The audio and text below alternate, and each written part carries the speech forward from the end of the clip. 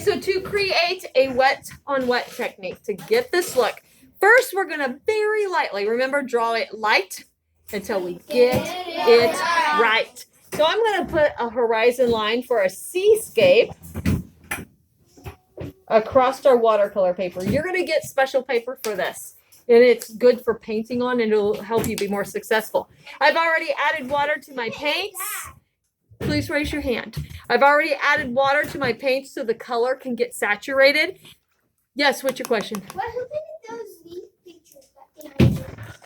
That's a sixth grade assignment. Okay, so in a wet on wet technique, you're gonna paint a third at a time with water. If you paint the whole picture with water first, it will dry up before you get there. The water in the paper helps the paint swim. It makes it look naturally like a beautiful sky. So first thing I'm going to do is I'm going to saturate my brush with the water only, and I'm painting the top third or wherever the sky is. Maybe just make it easy. Paint water down to that horizon line.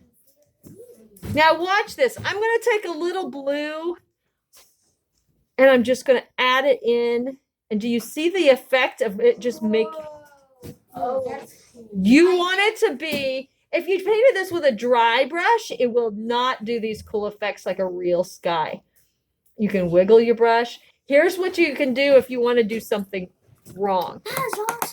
Okay, I'm going to add in a little orange or pink. I don't know. There's no rules, right? Just like there's a hint of maybe some sun, like a little sunset. Boom! I'm done. Okay? Now, you could paint around a white spot in the sky. It's going to continue to change as it dries. Now, here's the little tricky part. When we go to add water to the next part, the sky is going to swim down in it. But that's okay because the sky is reflecting in the water now. So you're going to do the next third of your picture. You add your water first. The water is wet. The paint is wet. That's why it's a wet on wet technique. Now, you're going to want a blue-green. Matter of fact, I might just go ahead and add. I think I'm safe enough. I'm going to go ahead and break a rule. No, I'm not. I changed my mind. Okay. I'm going to add a little blue and green. It's a teal now, blue and green. And I'm just going to simply put those beautiful colors in the water. Streak it. Now, here's what kids do wrong. They sit there and they paint it, and they paint it, and they paint it, and they paint it. Watercolors are free. You got to let them be. It rhymes. Yeah. Okay? Say it with me since it's an easy poem. Watercolors are free. You got to let them be. Okay. Blue, green. Here we go. Keep adding. Oh. Okay. Okay, now we do want this to be water, so I'm just going to keep moving this around. I'm adding straight blue now. Let's just add in some like wave shadows. Whoa. It's really, really fun. But if you didn't have watercolor paper, you wouldn't have the ability to really do this. All right. Now, I have a magic trick for you, so we got to hurry.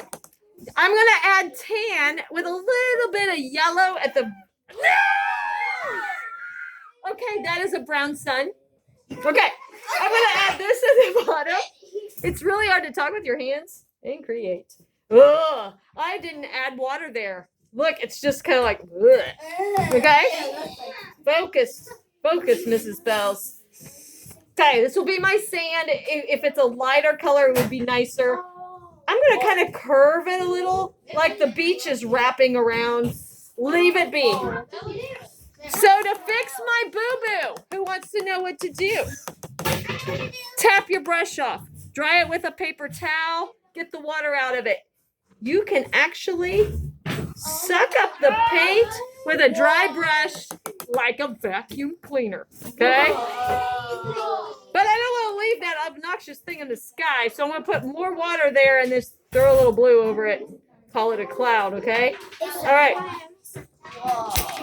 Guess what's in this cup? Salt. So if I add salt to it, especially where the waves are supposed to be, not in the sky, try to keep it to the sand and in the waves. Let's make it like a little dye. And you just leave it. The dry salt. How come it's swing like Oh, honey, you got to learn to quit interrupting because I started 3 times and I can't finish a sentence. Okay? So, the dry salt will suck up the paint. Got it? And it will cause this textured effect. I really didn't want it in my sky, but we're going to make that a splash. All right, who's ready to try this? Get your paints open. Here, back to